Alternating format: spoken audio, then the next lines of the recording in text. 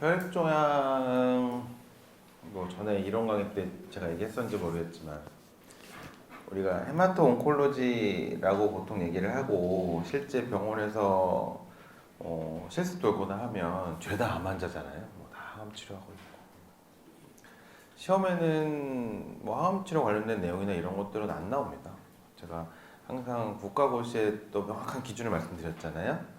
1차 의사로서의 진료, 외래 진료, 그 다음에 응급실 이런 것들이 많이 나오고 입원해서 그 다음에 뭐 어떻게 치료할래 이런 거는 거의 안 나옵니다. 그래서 온콜로지 얘기는 안 나오고요. 헤마톨로지 얘기가 어마어마하게 많이 나옵니다. 그래서 그냥 헤마토온코라고 하지만 헤마톨로지가 시험에 나온다.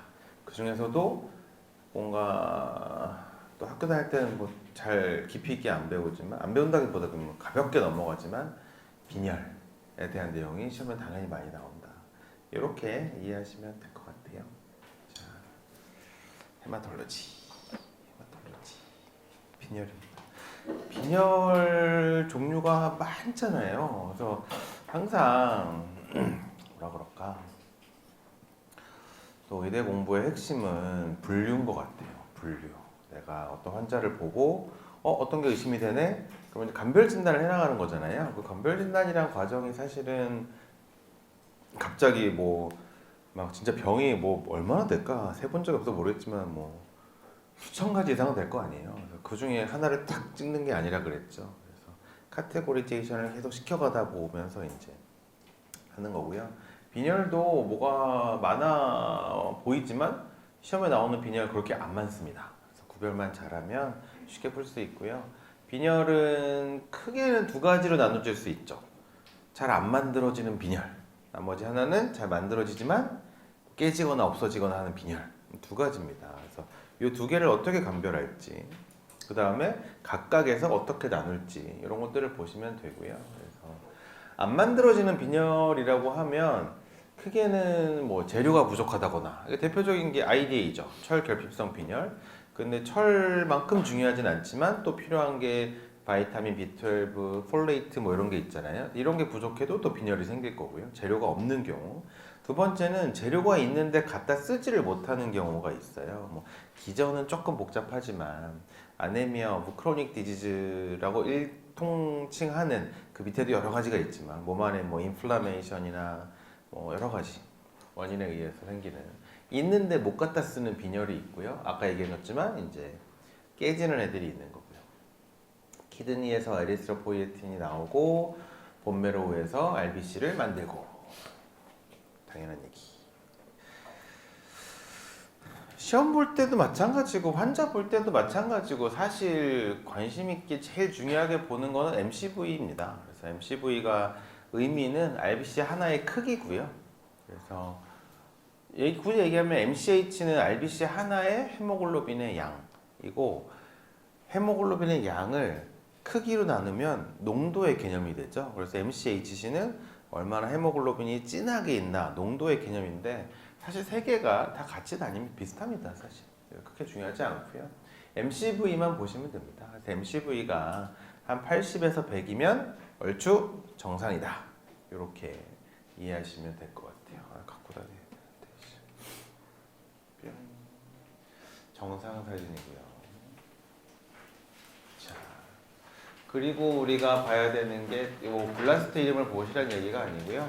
레티큘로사이트 얘기입니다. 그래서 우리가 페리페랄 블러드에서 보는 RBC에 핵이 있다 없다? 없죠. 그 핵이 빠져나간 다음에 본메로우에서 이제 페리페랄 블러드로 나오게 되고요.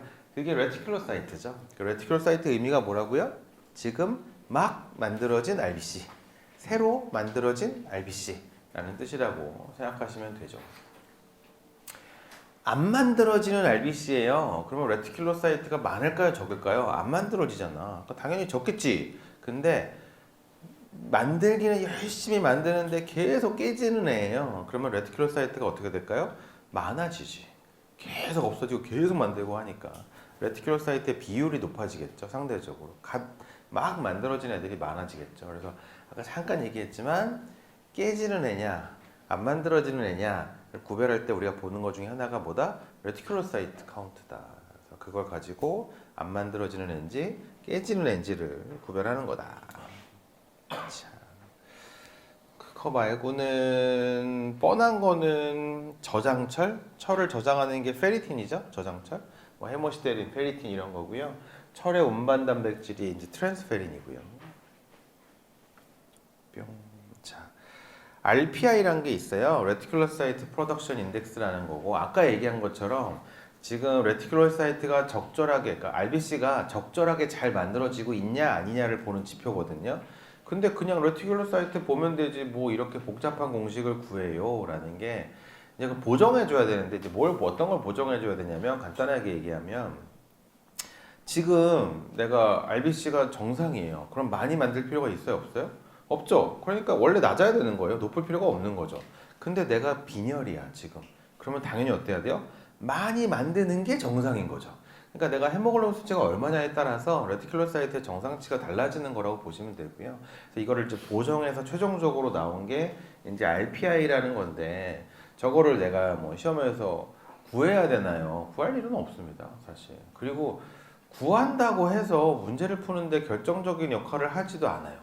그러니까 제가 무슨 말을 하냐면 선생님들도 시험 문제를 할 때 저 RPI까지 다 구하고 문제 내는 것 같지도 않아요. 그래서 그냥 RPI, 레티큘로사이트가 좀 높구나, 낮구나, 이렇게만 정도 참고만 하시면 되고요. RPI란 거를 왜 이제 구하는지 이해하시면 되고 구할 필요는 굳이 없다. 복잡하지는 않습니다. 그래서 뭐 레티큘로사이트 카운트를 우리가 이제 커렉티드 레티큘로사이트라고 해서 15분의 헤모글로빈으로 곱해주면 됩니다. 15분의 15를 정상으로 보고요. 그래서 15분의 헤모글로빈을 곱하고 그걸 이제 머추레이션 인덱스라는 걸로 나눠줘야 되는데 머추레이션 인덱스도 이제 헤마토크릴 수치에 따라서 1, 1.5, 2, 2.0 이런 식으로 정해져 있고요. 근데 되게 우리가 빈혈 환자가 헤모글로빈으로 얘기하면 빈혈로 치료받을 정도에다 뭔가 심각하다. 그러면 뭐 되게 8, 9 뭐 이렇거든요. 되게 10 이상이면 뭐 경미한 편이고 그래서 대개는 머추레이션 인덱스 그러니까 같은 경우는 보통 2로 많이 나눠주는 경우가 많아요. 그래서 근데 이게 기준점이 RPI의 기준점이 2.5거든요. 그래서 우리가 예를 들어 헤모글로빈이 7.5 정도 여기도 7.5로 예시 들었을 거예요. 7.5 정도 된다고 하면 15분의 7.5니까 곱하기 2분의 1이죠. 그리고 머추레이션 인덱스 2로 나눠주면 또 2분의 1이죠. 그러니까 대충 곱하기 한 4분의 1 하게 돼요. 그 기준이 2.5거든요. 그래서 제가 보통 뭐라고 얘기하냐면 레티큘로사이트 카운트를 10% 이상으로 주면 그거는 잘 만들어지고 있다는 얘기다. 근데 10보다 낮게 주면 뭐 그때는 뭐 잘 만들어지고 있는 경우도 있고 아닌 경우도 있지만 하여튼 10 이상으로 주면 그거는 엄청 열심히 만들고 있다는 얘기다. 라고 제가 얘기를 하죠. 그래서 10 이상이면 다시 말하면 레티큘로사이트 카운트의 절대값이 10 이상이면 뭐라고 생각하면 된다고요? 아, 깨지는 애인가? 라고 생각하시면 되는 겁니다. 굳이 RPI를 구하지 않아요. 2.5가 기준이고요. 2.5 이상이면 깨지는 겁니다. 2.5보다 작아요. 그러면 안 만들어지는 거다라는 뜻이거든요. 근데 이게 시험 문제에서도 정확하게 2.5를 기준으로 막 나오지도 않아요. 그러니까 저거를 맹신하시면 안 되고요. 참고만 하시고요. 하여튼 안 만들어지는 애다 라고 하면 여기도 이렇게 써 있지만 우리가 이제 크기를 가지고 구별을 하게 됩니다. RBC가 마이크로시틱한지 노모시틱한지 마크로시틱한지 작은지 정상인지 큰지에 따라서 구별을 한다.